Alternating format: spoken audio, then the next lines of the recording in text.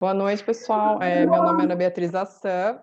Eu vou coordenar essa sessão interativa de perguntas e respostas aos instrutores do curso Jornalismo Investigativo, da hipótese à construção da narrativa. A gente está recebendo hoje a jornalista Juliana Dalpiva para falar sobre a aula Investigando Pessoas Públicas e Patrimônio, Ferramentas e o Olhar Jornalístico.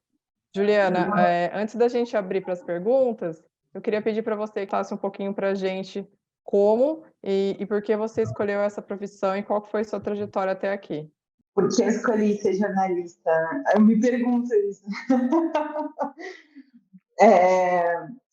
Eu nem sei direito, assim, eu acho que quando eu era criança, eu sempre fui uma criança que gostava muito de ler, e acho que ler com muita frequência me fez começar a escrever, e eu sempre fui um pouco curiosa, né? Então, enfim, meu pai me zoou aqui.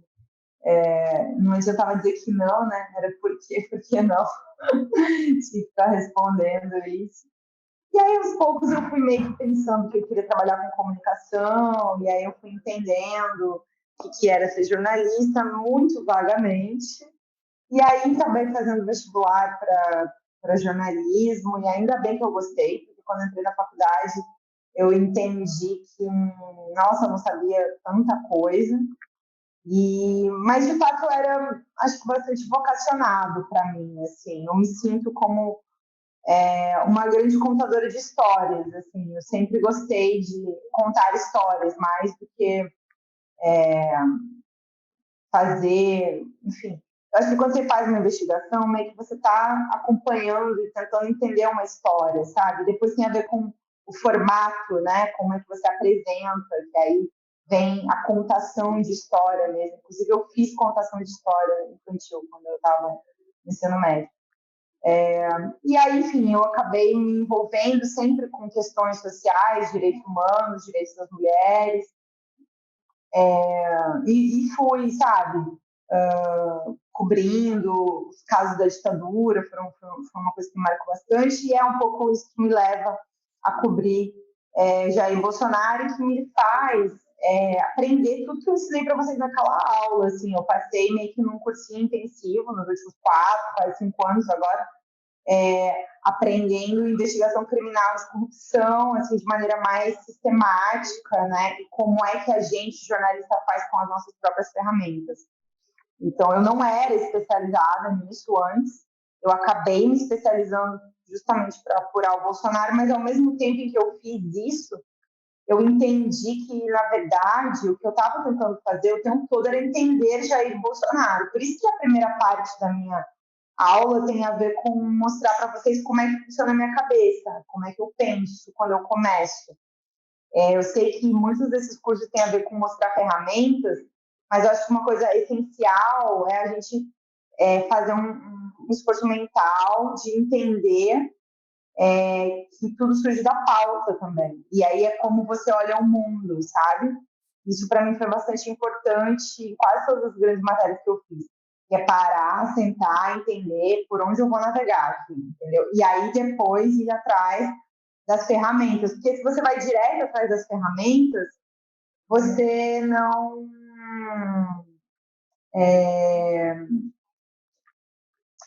Você acaba perdido, né? Quer dizer, a ferramenta não vai te dar a pauta. Você tem que entender que pauta você está fazendo. Aí depois você vai atrás da ferramenta correta. Laís, eu vi que você levantou a mão, se você quiser, já pode começar com a sua pergunta. Juliana, muito obrigada. A sua aula foi muito legal, foi super interessante. Eu amei ver os bastidores das suas reportagens que a gente lê com afinco, aí foi super legal. Eu queria te perguntar como você organiza as informações. Você falou que você mantém registros ali, tipo, muita informação que não é publicada sobre família, relações e tal. Então, acho que um desafio grande para a gente, principalmente quando, né, a sua investigação é eterna. Ela não terminou. Tem o livro, o podcast, mas ela não acabou, imagino. Queria saber como você organiza e como você trata de voltar e atualizar. Essas relações mudam, saem informações novas sobre os casos. Queria saber como é a sua prática, assim, de voltar com essas informações e até de armazenamento. Assim, você coloca elas em algum lugar que você consegue buscar facilmente e tal. Esse é um desafio, sabe? Porque o volume de informação é muito grande. Eu digo para você, assim, primeiro, tudo começa com o dia que você está apurando o seu caderninho, né? Quer dizer, eu gosto de escrever, é parte da minha memória, tá? Minha memória, para minha memória funcionar bem, eu anoto muita coisa. Quando eu estou entrevistando uma pessoa, quando eu estou apurando uma pauta, quando eu estou lendo o processo criminal, entendeu? Até mais do que digitar, às vezes eu gosto de escrever, assim, pegar meu caderninho e ter que passar ali. Mas isso é um exercício mental que eu aprendi com a minha mãe, criança, ainda ela me ensinou a estudar, assim. Eu sempre fiz isso. E é uma coisa que fez com que um dos meus maiores HDs de armazenamento seja a minha memória. E aí eu começo assim, muita coisa, sabe, papel. E aí eu tenho caderninhos de apuração guardados, nossa, de muitos anos. Um dia até o Rodrigo do Vida de Jornalista me pediu para ver uma foto disso. Eu mostrei a minha gaveta, cheia de caderninhos antigos. E eu guardo, tá? E aí eu consulto esses caderninhos, assim. Quando eu estou tomando entrevista, eu também faço isso. Em vez de só deixar gravar, eu vou anotando, tá? Porque, com frequência, as entrevistas dão pau. Então, assim... e também é um jeito de fixar, de gravar. Então, eu gravo, mas eu anoto. E aí, assim, aí falando do ponto de vista mais prático, pelo volume de informação, não tem como não trabalhar em nuvem hoje em dia, né? Então, assim, já faz alguns anos, até porque, eu trabalhei em 300 lugares, então, assim, eu criei uma conta, né, de e-mail com nuvem, onde eu mantenho armazenado todos os meus textos, assim, quer dizer, tudo que eu escrevo vira matéria, eu escrevo dentro desse HD, que é uma nuvem. Ali também eu tenho pastas com os documentos, alguma coisa nesse sentido. E ali também acaba que por busca de palavra-chave você consegue muita coisa. Agora tem o Pinpoint também, não sei se vocês conhecem a ferramenta, ela ajuda bastante também esse tipo de coisa, que é você achar a palavra-chave e tal. Mas é uma dificuldade, você tem que ter backup, então, assim, quer dizer, eu tenho essa nuvem, aí eu tenho umas coisas no computador, aí eu tenho umas coisas nos HDs fora, aí eu tenho outras nuvens. Cara, é um volume de informação muito grande, cada vez maior, e tenha um backup de tudo, pelo amor de Jesus, assim, porque infelizmente acontecem esses BOs. No ano passado mesmo, eu derrubei um copo d'água, queimei meu computador uma noite, assim, de chorar. Então, preço perdido no computador, mas o HD pelo menos sobreviveu e de qualquer jeito eu tinha backup, né? Então, assim, isso é uma tragédia na vida de uma pessoa que não tenha, né? Então tem que ter bastante cuidado. Obrigada, Juliana. A Tati Valéria, do portal Paraíba Feminina. Ela fala: adorei sua aula e queria saber se você possui alguma garantia ou proteção jurídica do veículo. E também gostaria de saber se você tem alguma sugestão sobre como lidar com assédio jurídico por parte de algum personagem de matéria. As empresas têm estrutura jurídica, então, assim, e por sindicato, por várias garantias legais, a gente tem, isso é obrigatório, as empresas são obrigadas a te defender dentro desses casos, ter apoio jurídico e tudo, então, sim, tem. O assédio acontece independente disso, tá? Várias pessoas que trabalham em grandes empresas também sofreram assédio judicial. Tenho, infelizmente, alguns exemplos. Aí o Vira Lobato mesmo, que aí sim, da Folha, fez matéria sobre a Universal e sofreu com centenas de processos que foram movidos contra ela por, enfim, fiéis da Igreja Universal. Eu sofri alguma coisa de assédio judicial também nesses últimos anos. Tive apoio dentro para responder a esses processos, mas também tenho, dentro de um processo que é sobre ameaça, eu tenho uma advogada que é fora, que é uma advogada pessoal minha, que me atende por um convênio da Artigo 19, que é uma organização que também tem ajudado jornalistas, e a Repórteres Sem Fronteiras também tem ajudado jornalistas, sobretudo do interior, onde não tem estrutura jurídica, então é bom vocês saberem disso, vocês podem procurar, porque eles têm alguns convênios específicos para pequenas redações do interior do Brasil. Eu vou passar agora, então, para a Catarina, que está com a mão erguida. Depois eu leio a pergunta da Isadora, que chegou aqui no chat. Oi, boa noite, Juliana, todo mundo. Queria agradecer primeiro pela aula, é bem legal, assim, a gente ver uma reportagem inspiradora, assim, que moveu tanto, né, as estruturas das eleições e saber como foi feita. E uma dúvida que me deu é que você falou, me chocou bastante o valor que o portal acabou aplicando para conseguir todos os registros, né? Pode ter chegado até a R$ 10.000. Eu acredito que no começo da reportagem, da apuração, não se tinha uma noção se ia dar em algum lugar. E aí eu queria saber, assim, como foi fazer o veículo acreditar que aquilo poderia ser feito e também como fazer em casos, não sei se você já passou por isso, numa investigação que não tivesse tanto dinheiro assim a ser aplicado, que o veículo não tivesse tanto dinheiro. Dinheiro é sempre um problema, né? Grandes veículos, pequenos veículos é sempre um problema. Eu acho que, assim, olha, a gente faz geralmente um orçamento, né? Quer dizer, olha, gente, a gente vai precisar desses documentos aqui, cada documento custa tanto. Inicialmente, a gente precisa de X. Vamos começar por X para ver se vale a pena? Aí a gente faz o X. Aí, depois do X, a gente notou que dava para seguir, entendeu? Então, eu não saí gastando R$ 10.000, né? O R$ 10.000 surgiu depois no somatório de tudo que foi necessário.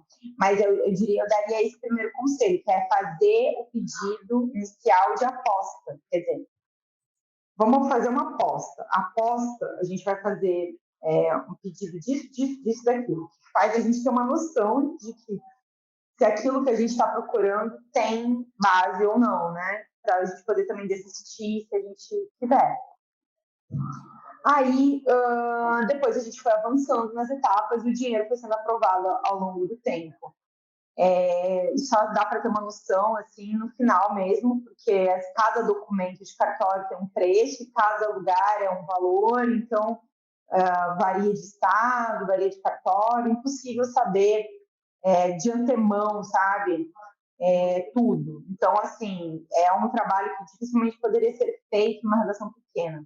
Mas como é que dá para fazer numa redação pequena? Que é uma coisa que eu sei que alguns colegas que tiveram blog, que fizeram, ou mesmo na mídia alternativa, entre aspas, né, nos novos veículos de jornalismo independente. O pessoal faz vaquinha, né? Olha, queremos financiar esse projeto tal. Aí você tem que fazer um orçamento um pouco maior mesmo, que é, a gente precisa de tudo isso, precisamos de 15 mil. Aí você joga para cima também, né? Para minimamente, caso surgir alguma... É um orçamento de projetos, tem que pensar. E aí faz crowdfunding, pede apoio institucional dessas instituições, tipo, sei lá, a Open Society, sabe? Vai batalhar a grana para tentar custear o projeto. Meio que uma coisa ou outra, sabe? Não tem muito, infelizmente, como ser diferente disso. Começando pela pergunta da Isadora Albernaz, do Poder 360. Ela fala assim: na aula, você fala sobre acompanhar constantemente as pessoas que está investigando. Como acessar o núcleo mais próximo das personagens, uma vez que muitos têm resistência a jornalistas, principalmente quando estão sendo investigados? E a outra pergunta: muitos profissionais, como é o meu caso, não podem ficar em loco apurando uma só história. Nesses cenários, qual é a melhor forma de apurar? Vou começar pela primeira, tá? Como se aproximar? Olha, você tem que primeiro, como eu falei lá né, mapear, ou seja, quem são as pessoas. Aí, dentro dessas pessoas, faz uma pesquisinha, né? Tipo assim, tenta ver qual seria uma coisa pela qual você poderia se aproximar dessa pessoa. Quer dizer, essa pessoa gosta, tipo, ela de esquerda, de direita, é professor, político, o que ela é, né? Sabe, assim, tenta entender essas pessoas e tenta procurar uma maneira, ver quem que vai ser menos difícil. Sempre tem briga, né, tipo, entre as pessoas. Quem que é inimigo de quem, sabe? Você tem que se aproveitar dessas situações, que é para você tentar entender qual vai ser a melhor maneira de se aproximar. Você vai ter que descobrir, apurando até um pouco quem são essas pessoas e como se dão essas relações. Dificilmente vocês podem olhar para a vida de vocês. Vocês devem ter pessoas que vocês já foram super próximos na vida e hoje vocês não são mais. Então, geralmente, Uma dica que eu dou: comecem pelos inimigos, pelas pessoas brigadas. As pessoas brigadas, em geral, elas falam, né? Tipo, ex-marido, ex-mulher, o pessoal faz piada, até ex-mulher é pra sempre. Eu tenho inúmeras histórias de ex-mulheres. Então, enfim, a gente tem que tentar entender o ser humano e, sobretudo, dialogar, conversar e sem compromisso. Eu sei, e agora já entrando na segunda resposta, que na maioria das vezes a gente não vai poder fazer a matéria tipo, como aposta, quer dizer, vamos lá ver se Deus dá certo ou não, porque tem várias matérias, e eu também, na maior parte desse trabalho, desse tempo, eu não estava fazendo uma matéria só, e nem estava dedicada a isso, e inúmeras vezes fui para a pauta e voltei sem nada, e fiquei com gente reclamando no meu ouvido. Então, assim, você tem que estar confiante de que o que você está fazendo vai ter resultado, sabe? Então, você vai sentir isso conforme você for apurando. E aí, claro, um dia você não vai poder, mas todas as vezes em que você tiver a oportunidade de tentar de novo aquela sua matéria difícil, faz isso. Tenta de novo a sua matéria difícil. O que você não pode é abandonar a sua pauta, mesmo que você não consiga fazer ela todos os dias. Eu mesma teve vários momentos em que eu pausei a matéria, fui fazer outras coisas, e depois retomei. Então, é assim, a gente deixa ali stand-by, vai de novo. Um outro dia, não deu certo, vou de novo. Depois vou de novo. Você não pode abandonar. A pauta perdida é a pauta abandonada. Então, eu vou passar agora para a pergunta da Raíssa Ebrahim, do Marco Zero. Ela fala que ela adorou sua aula, agradece, e aí ela pergunta: as matérias passam por análise do jurídico antes de serem publicadas? O que fazer se o veículo não tem assessoria jurídica? Passam sim, essas investigativas passam. É uma praxe de alguns veículos de imprensa no UOL passam. Se o veículo não tiver assistência jurídica, acho que é importante você pensar antes de fazer, entendeu? Assim, quer dizer, tá, você é um veículo novo e não tem. Quem é um advogado que vai poder prestar um serviço pro bono, de análise mínima para você? Tem que mapear isso antes de publicar a matéria e tentar ter um auxílio jurídico. Mas, de todo jeito, como eu falei aqui, a Repórter Sem Fronteiras e o artigo 19 oferecem serviços nesse sentido para pequenas relações do interior do Brasil. É só procurar eles, o telefone no site deles, tem Repórter Sem Fronteiras Brasil, né? E artigo 19 Brasil. Margarete Grilo, do jornal Tribuna do Norte. Já vi muitos jornalistas desistirem de uma investigação quando esbarram em obstáculos que boa parte das vezes são contornáveis, mas ele não enxerga isso, né, o jornalista. Como você lida com obstáculos que surgem numa investigação? É o famoso tentar e não desistir. Não tem, assim, acho que talvez uma das maiores missões que eu aprendi como repórter, desde o início da minha carreira, porque a gente sempre recebe missões impossíveis em tempo recorde, entendeu? Então, assim, nos primeiros anos eu fui fechadora, né? A gente entra de tarde, jornal. A gente entra de tarde, 2, 3 da tarde, e fica até o horário do fechamento do jornal, 10, 11 horas da noite. E a gente ajudava, como fechadora, a fechar as matérias que estavam sendo produzidas desde manhã e também ajudava, às vezes, a apurar alguma coisa que tinha acontecido de tarde e não tinha mais gente, então, tipo, você trabalha em diferentes funções. Nossa, mas não foi nem uma, nem duas, nem três vezes que, tipo, 4, 5, 6 da tarde me pediram entrevistas impossíveis com pessoas super ocupadas, que não estão ali à sua disposição, sabe? Então, era sempre uma situação. Eu me senti sempre como uma grande resolvedora de problemas, né? Quer dizer, não adiantava tentar e não conseguir, sabe? Se eu não conseguia aquilo, eu tinha que tentar arrumar um jeito de resolver aquilo. Quer dizer, essa pessoa vai falar comigo, quem é que vai me dar essa resposta? Onde é que eu vou conseguir essa informação? Eu acho que às vezes a gente tentar fazer o exercício de, tá, essa informação que eu preciso aqui, ela pode estar aqui, ali, lá, onde, né? Se eu não conseguir nessa porta, eu vou tentar na outra. Eu acho que tem isso, de você ficar tentando encontrar diferentes maneiras de resolver. E tem uma outra coisa que eu falei agora há pouco, que é, às vezes, entender que a matéria não vai sair naquele momento, deixar ela ali no stand-by, esperar, quer dizer, olha, por exemplo, eu atualmente estou trabalhando uma matéria que eu negociei, uma entrevista que eu negociei por quase 10 meses. eu fiquei pedindo essa entrevista. E daí, tipo, várias vezes eu ouvi, amanhã, não, semana que vem, mês que vem, sabe? E aí eu fui tentando, até que eu consegui. E aí eu consegui, e ainda não consegui, tipo, tudo que eu queria, sabe? Mas eu consegui uma entrevista importante e tal, pelo menos uma parte. Mas é porque eu não desisti, assim, eu fui tentando, sabe? Eu faço isso com muita frequência. Os áudios do meu podcast também, foi 3 anos ali até, que um belo dia, a fonte concordou em publicar. Então, é você persistir nas histórias que você acha que são importantes. Não desistir mesmo, tem muito a ver com isso. Acho que jornalismo investigativo tem muito a ver com persistência, com faro, com você. Também não adianta você ficar só tentando matéria que não deu certo, entendeu? Porque vão reclamar. Então, você tem que ficar tentando entender quais são as matérias intermediárias que você vai fazer, enquanto você faz as grandes matérias. Porque, no fim, o que eles querem é ter matéria. Então, tentar dosar e equilibrar, né? O fácil e o difícil.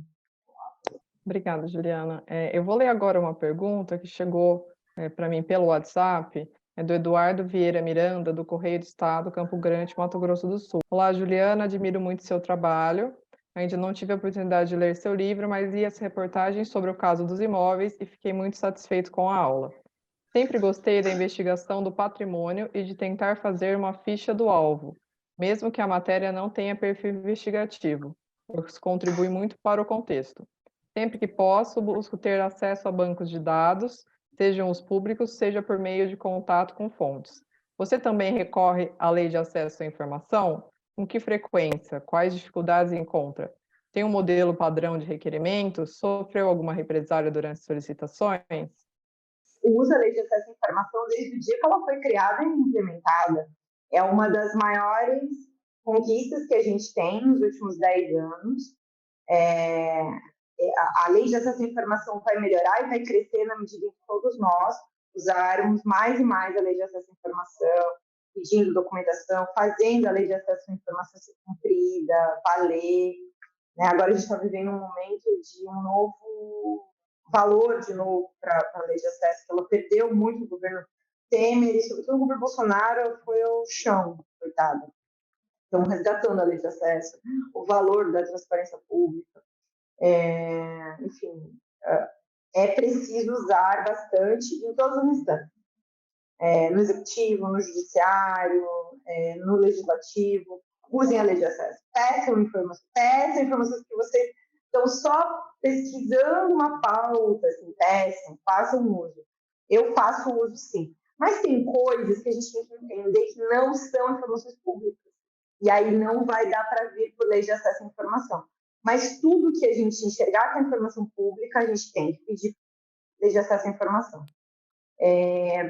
Eu já tive problema com intimidação, de não cumprimento, e eu dou uma dica, assim, 2 dicas. Uma que me deram uma vez num congresso da Abrage, que é assim, não responde essa lei de acesso à informação, aí o que você faz?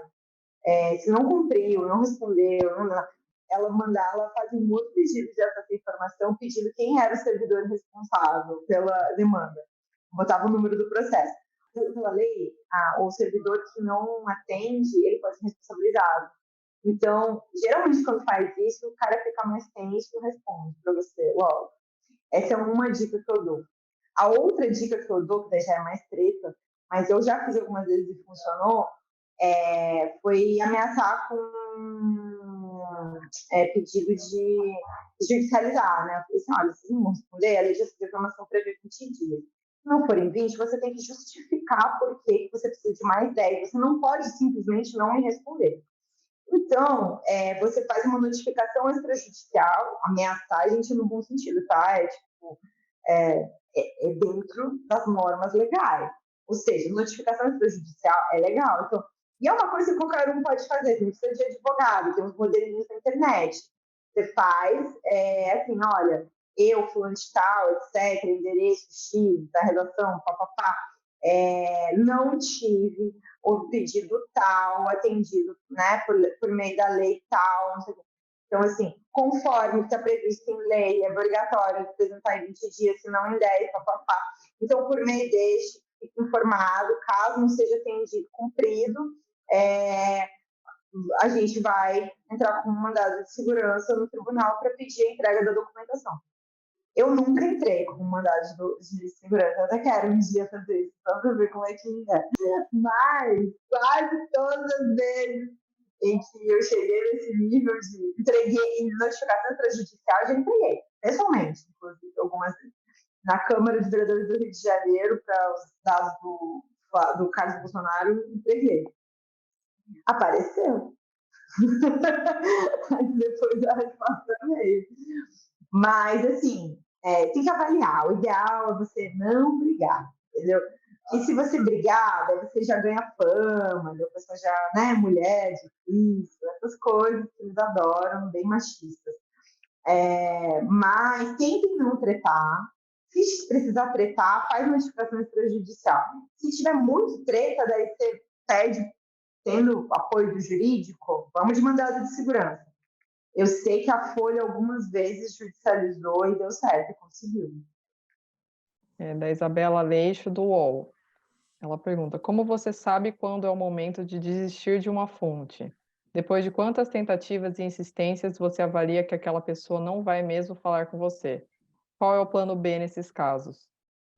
Eu nunca desisto totalmente. Eu desisto parcialmente, que é não procurar mais a pessoa, né? Tipo, depois de um tempo você procura, 1 mês, 2, 3, aí a pessoa nunca te responde, nunca te responde, nunca te responde. Mas eu já vivi de tudo, eu já vivi de gente que eu passei, procurei meses e nunca me responderam, e um dia, do nada, me responderam. Me procuraram. E o contrário também, né? Gente com quem eu falava há muito tempo, do nada sumiu e depois nunca mais voltou e tal. Então, fonte é meio temperamental, assim, sabe? Elas são complicadas, as pessoas. E aí eu acho que não tem uma fórmula, sabe? Você vai sentindo. Eu acho que você nunca pode desistir totalmente. De vez em quando você vai lá e manda um oi, entendeu? Tudo bom? Mesmo dessas pessoas que você sabe que te detestam. Você tenta de novo. Eu sempre sou legal e simpática com todo mundo. Mesmo com quem me trata mal. Hoje mesmo eu tive um diálogo bem áspero com um advogado que foi grosseiro comigo. Mas, no fim disso, olha, eu sempre trato as pessoas com cordialidade, com respeito, com gentileza, é a educação que eu recebi, sabe? Então, eu tô aqui, sigo à disposição, sabe? Eu acho que vai ter momentos em que a gente precisa se posicionar, ninguém tem que ficar aturando grosseria, falta de educação, e infelizmente isso acontece.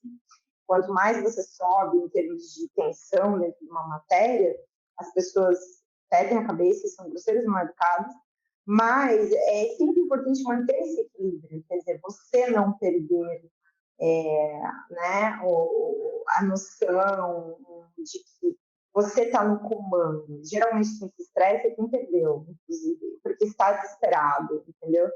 Então, às vezes você vai ver que um assessor te sacaneou, passou uma matéria sua para um colega, você também tem que ir até 200, entendeu? Não reclame, na hora, assim, tipo, sabe? A estratégia, ela é sempre muito importante para você tentar driblar esses estresses, né? Porque eles são muito comuns e frequentes no nosso meio, assim, sabe? Então, eu acho que o tempo leva a gente a criar maturidade para lidar com essas situações e cada matéria te ensina um pouquinho a não desistir, a encontrar outros caminhos, a persistir de outras maneiras, a ter paciência com as pessoas, a que as pessoas confiem em você. E é um grande aprendizado um pouco cada dia e a cada matéria. Obrigada, Juliana. A Catarina Moraes, ela pergunta quais cursos ou aulas você fez para saber quais ferramentas usar em cada investigação. Eu queria ter feito vários cursos, mas o problema é que, eu vou dividir um dilema aqui, tá? Várias vezes eu queria esse curso que vocês montaram aqui pra gente, até porque eu sei de umas outras pessoas que participaram, então eu achei muito mais útil do que a maioria que tinha quando eu estava começando. Que vinha muito, tipo, só te ensinar umas ferramentinhas e você não pensava a matéria, você não pensava a pauta, sabe? Por isso que até quando você convidou, né, falei, quero tipo, dividir um pouco o olhar também, se pensar, sabe? Eu acho que é importante a gente refletir antes de usar as ferramentas. Existem inúmeras ferramentas que são importantes, mas qual é a que você precisa? Depende da sua matéria, sabe? Então, curso específico de investigação, eu não fiz nada muito, tentando lembrar aqui, não fiz nada muito, eu fui aprendendo a cada matéria qual era a ferramenta. Fiz algumas coisas dentro de congresso da Abrage, algumas vezes, fiz alguns cursinhos, algumas coisas mais básicas, assim, mas é muito rápido, a gente não tem muito tempo, né? Os cursos, em geral, as mesas são de 1 hora, então a gente não tem muito tempo para desenvolver. Eu perdi um do Aleph o ano passado que eu queria ter feito, esse daí já era bem mais útil. Eu ainda não tive tempo de assistir toda a live que foi cedida. Essa aí é um que eu acho até deixo para vocês assistirem. O pessoal que é sócio da Abrage pode acessar o Aleph, que é um sistema bacana, com AutoCPR. Tem vários bancos de dados lá dentro. E ele é difícil de mexer, não é tão didático, mas tem utilidade, bastante utilidade para a gente fazer. Agora, eu também me dediquei muito, assim, de maneira autodidata, sabe? Não fiz curso, mas aí eu não sabia mexer no Divulga Candy. Aí eu fui brincar lá, perder um tempo. Isso que faz aqui, vai testando. Fiz isso também no Cruzagrafos, fiz isso um pouco no Aleph, embora ainda tenha que melhorar minhas pesquisas lá dentro do Aleph, e em alguns outros sistemas. Até assim, por exemplo, esse registrador que eu ensinei vocês a mexer. Gente, eu não foi curso, não, foi assim, eu fui investigar como funcionava, aí eu pedi dica para alguém que trabalhava lá dentro, como é que eu faço isso, como é que eu faço aquilo? Aí eu fui descobrindo, até eu gostaria que alguém tivesse me dado o curso que eu dei para vocês. Eu teria me poupado muito tempo. Então, eu fico feliz de poder dividir isso, assim, até porque eu lembro que quando eu comecei a fazer, achava super confuso, o que precisa, como é que faz, o que pede, o nome das coisas, o nome do tipo de documento, tem que saber. Então, assim, eu ligava para especialistas, pessoas que trabalham na área. Então, e aí eu fui aprendendo na medida em que eu fui me dedicando como autodidata para as reportagens em que eu tinha que fazer, sabe?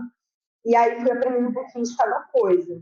Mas eu acho que por isso que eu não me dedico muito, às vezes, a essas ferramentas, porque se você saber o que você está procurando, às vezes fica muito difícil de você entender, sabe, a necessidade de cada ferramenta, a utilidade de cada ferramenta. Obrigada, Juliana. Pessoal, a gente está chegando no final da nossa sessão. Eu vou fazer agora uma última pergunta da Isadora. Ela já tinha feito uma pergunta, ela faz outra. Como filtrar as informações de fontes que falam sempre em off para não ser manipulado por elas? Tem que checar. Então, assim, quer dizer, a pessoa te conta a história mais maluca da história da humanidade, né? Você tem essa história. Quem mais, se for uma cena, se for um episódio, quem mais estava lá? É a versão de uma pessoa sobre um episódio. Aí, se tinham outras pessoas presentes, é tentar entrevistar as outras pessoas presentes. Se não é uma cena, se é uma questão de sei lá, existe documentação pública sobre isso, vamos atrás dos documentos.